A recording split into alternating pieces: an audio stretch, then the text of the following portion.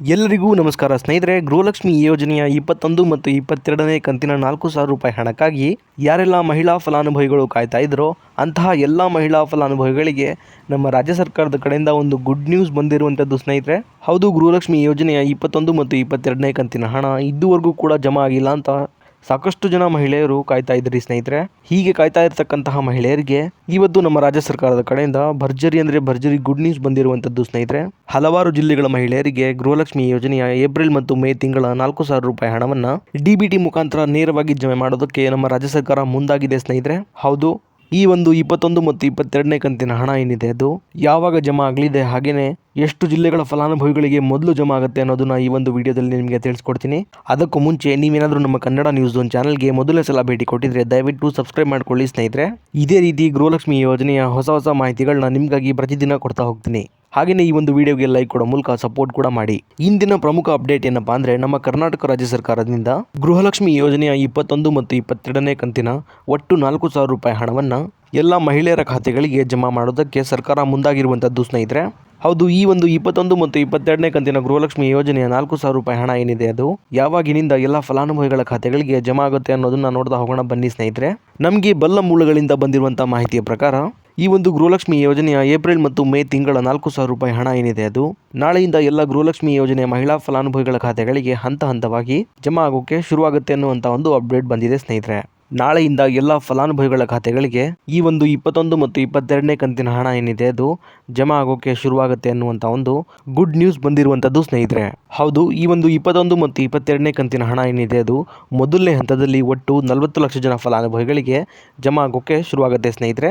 ಹಾಗೆಯೇ ಎರಡನೇ ಹಂತದಲ್ಲೂ ಕೂಡ 40 ಲಕ್ಷ ಜನ ಫಲಾನುಭವಿಗಳಿಗೆ ಈ ಒಂದು 21 ಮತ್ತು 22ನೇ ಕಂತಿನ ಹಣ ಏನಿದೆ ಅದು ಹಂತವಾಗಿ ಜಮಾ ಆಗ್ತಾ ಹೋಗುತ್ತೆ ಸ್ನೇಹಿತರೆ. ಅದೇ ರೀತಿ ಮೂರನೇ ಹಂತದಲ್ಲೂ ಕೂಡ 40 ಲಕ್ಷ ಜನ ಫಲಾನುಭವಿಗಳಿಗೆ ಈ ಒಂದು 21 ಮತ್ತು 22ನೇ ಕಂತಿನ ಹಣ ಏನಿದೆ ಅದು ಜಮಾ ಆಗ್ತಾ ಹೋಗುವಂಥದ್ದು ಸ್ನೇಹಿತರೆ.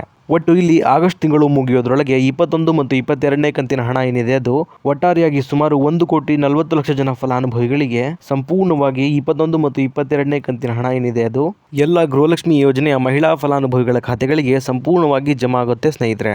ಹೌದು, ಗೃಹಲಕ್ಷ್ಮಿ ಫಲಾನುಭವಿಗಳಿಗೆ ಇಲ್ಲಿ ಇನ್ನೊಂದು ವಿಷಯ ಏನಪ್ಪಾ ಅಂದ್ರೆ, ಇಲ್ಲಿ ಮೊದಲಿಗೆ 21ನೇ ಕಂತಿನ ಗೃಹಲಕ್ಷ್ಮಿ ಹಣ ಏನಿದೆ ಅದು ಎಲ್ಲಾ ಫಲಾನುಭವಿಗಳ ಖಾತೆಗಳಿಗೆ ಜಮಾ ಆಗೋಕೆ ಶುರುವಾಗುತ್ತೆ ಸ್ನೇಹಿತರೆ. ಹೀಗೆ 21ನೇ ಕಂತಿನ ಗೃಹಲಕ್ಷ್ಮಿ ಹಣ ಏನಿದೆ ಅದು ಜಮಾ ಆಗಿ ಒಂದು ವಾರ ಕಳೆದ ನಂತರ 22ನೇ ಕಂತಿನ ಗೃಹಲಕ್ಷ್ಮಿ ಹಣ ಏನಿದೆ ಅದು ಅದನ್ನ ಜಮಾ ಮಾಡೋಕೆ ಸರ್ಕಾರ ಮುಂದಾಗುತ್ತೆ ಸ್ನೇಹಿತರೆ.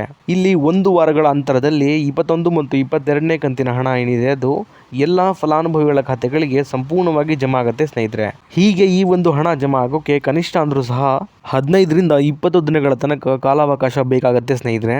ಈ ಒಂದು ಅಪ್ಡೇಟ್ ಅನ್ನ ಶ್ರೀಮತಿ ಲಕ್ಷ್ಮೀ ಹೆಬ್ಬಾಳ್ಕರ್ ಮೇಡಮ್ ಅವರೇ ಕೊಟ್ಟಿರುವಂತದ್ದು. ಈ ಹಣ ಹಂತವಾಗಿ ನಿಮ್ಮ ಖಾತೆಗಳಿಗೆ ಜಮಾ ಆಗುವವರೆಗೂ ನೀವು ವೇಟ್ ಮಾಡಬೇಕಾಗತ್ತೆ ಸ್ನೇಹಿತರೆ. ಈಗ ಮೊದಲನೇ ಹಂತದಲ್ಲಿ 21 ಮತ್ತು 22ನೇ ಕಂತಿನ ಹಣ ಯಾವೆಲ್ಲ ಜಿಲ್ಲೆಗಳ ಫಲಾನುಭವಿಗಳಿಗೆ ಮೊದಲಿಗೆ ಜಮಾ ಆಗುತ್ತೆ ಅನ್ನೋದನ್ನ ನೋಡ್ತಾ ಹೋಗೋಣ ಬನ್ನಿ ಸ್ನೇಹಿತರೆ. ನಮಗೆ ಸಿಕ್ಕಿರುವಂತಹ ಮಾಹಿತಿಯ ಪ್ರಕಾರ ಒಟ್ಟು 20 ಜಿಲ್ಲೆಗಳಿಗೆ ಈ ಮೊದಲನೇ ಹಂತದ 21 ಮತ್ತು 22ನೇ ಕಂತಿನ 4,000 ರೂಪಾಯಿ ಹಣ ಏನಿದೆ ಅದು ಜಮಾ ಆಗುತ್ತೆ ಅನ್ನುವಂತ ಒಂದು ಅಪ್ಡೇಟ್ ಸಿಕ್ಕಿದೆ ಸ್ನೇಹಿತರೆ. ಈಗ ಈ ಜಿಲ್ಲೆಗಳ ಹೆಸರನ್ನ ನೋಡ್ತಾ ಹೋಗೋಣ ಬನ್ನಿ. ಬೀದರ್, ಬೆಳಗಾವಿ, ರಾಯಚೂರು, ಕಲಬುರಗಿ, ಕೊಪ್ಪಳ, ಬೆಂಗಳೂರು ಗ್ರಾಮಾಂತರ, ಬೆಂಗಳೂರು ನಗರ, ಮಂಡ್ಯ, ಮೈಸೂರು, ಹಾಸನ, ಬಾಗಲಕೋಟೆ, ಚಾಮರಾಜನಗರ, ಕೊಡಗು, ಕೋಲಾರ, ಶಿವಮೊಗ್ಗ, ಚಿತ್ರದುರ್ಗ, ಹಾವೇರಿ, ಗದಗ, ಹಾಗೇನೆ ಬಿಜಾಪುರ ಮತ್ತು ಬಳ್ಳಾರಿ. ನಾನೀಗ ತಿಳಿಸ್ಕೊಟ್ಟಂತಹ 20 ಜಿಲ್ಲೆಗಳೇನಿದೆ ಈ 20 ಜಿಲ್ಲೆಗಳಿಗೆ ಮೊದಲನೇ ಹಂತದ 21 ಮತ್ತು 22ನೇ ಕಂತಿನ 4,000 ರೂಪಾಯಿ ಹಣ ಏನಿದೆ ಅದು ಹಂತವಾಗಿ ಜಮಾ ಆಗ್ತಾ ಹೋಗುತ್ತೆ ಸ್ನೇಹಿತರೆ. ಅದೇ ರೀತಿ ಸಾಕಷ್ಟು ಜನ ಫಲಾನುಭವಿಗಳು ನಮಗೆ ಇನ್ನೂ ಕೂಡ 20ನೇ ಕಂತಿನ ಹಣ ಬಂದಿಲ್ಲ ಅಂತ ಕಮೆಂಟ್ ಕೂಡ ಮಾಡ್ತಾ ಇದ್ರಿ ಸ್ನೇಹಿತರೆ. ಅಂತಹ ಎಲ್ಲ ಫಲಾನುಭವಿಗಳಿಗೆ ಹೇಳೋದೇನೆಂದ್ರೆ, 20ನೇ ಕಂತಿನ ಹಣ ಏನಿದೆ ಅದು ಕಳೆದ ಜೂನ್ ತಿಂಗಳ 18ನೇ ತಾರೀಕಿನಿಂದ ಎಲ್ಲ ಫಲಾನುಭವಿಗಳಿಗೆ ಜಮಾ ಆಗೋಕೆ ಶುರುವಾಗಿದೆ ಸ್ನೇಹಿತರೆ. ಈ ಒಂದು ಹಣ ಎಲ್ಲ ಫಲಾನುಭವಿಗಳ ಖಾತೆಗಳಿಗೆ ಜಮಾ ಆಗೋಕೆ ಸ್ವಲ್ಪ ಸಮಯ ಹಿಡಿಯುತ್ತೆ ಸ್ನೇಹಿತರೆ. ನಿಮ್ಮ ಖಾತೆಗಳಿಗೂ ಕೂಡ ಜಮಾ ಆಗತ್ತೆ. ಅಲ್ಲಿ ತನಕನೂ ಕೂಡ ನೀವು ಸ್ವಲ್ಪ ವೇಟ್ ಮಾಡಬೇಕಾಗತ್ತೆ ಸ್ನೇಹಿತರೆ. ಇದಿಷ್ಟು ಕೂಡ ಇವತ್ತಿನ ಮಾಹಿತಿ ಆಗಿತ್ತು ಸ್ನೇಹಿತರೆ, ನಿಮಗೆ ತಿಳಿಸ್ಕೊಟ್ಟಿದ್ದೀನಿ. ಇದೇ ರೀತಿ ಗೃಹಲಕ್ಷ್ಮಿ ಯೋಜನೆಯ ಎಲ್ಲ ಹೊಸ ಮಾಹಿತಿಗಳಿಗಾಗಿ ನಮ್ಮ ಕನ್ನಡ ನ್ಯೂಸ್ ಝೋನ್ ಚಾನಲ್ನ ದಯವಿಟ್ಟು ಸಬ್ಸ್ಕ್ರೈಬ್ ಮಾಡ್ಕೊಳ್ಳಿ ಸ್ನೇಹಿತರೆ. ಹಾಗೆಯೇ ಈ ಒಂದು ವಿಡಿಯೋ ನಿಮಗೆ ಇಷ್ಟ ಆಗಿದ್ರೆ ಲೈಕ್ ಮಾಡೋ ಮೂಲಕ ಸಪೋರ್ಟ್ ಕೂಡ ಮಾಡಿ. ಮತ್ತೆ ಮುಂದಿನ ವಿಡಿಯೋದಲ್ಲಿ ಸಿಗೋಣ. ಅಲ್ಲಿವರೆಗೂ ಧನ್ಯವಾದ.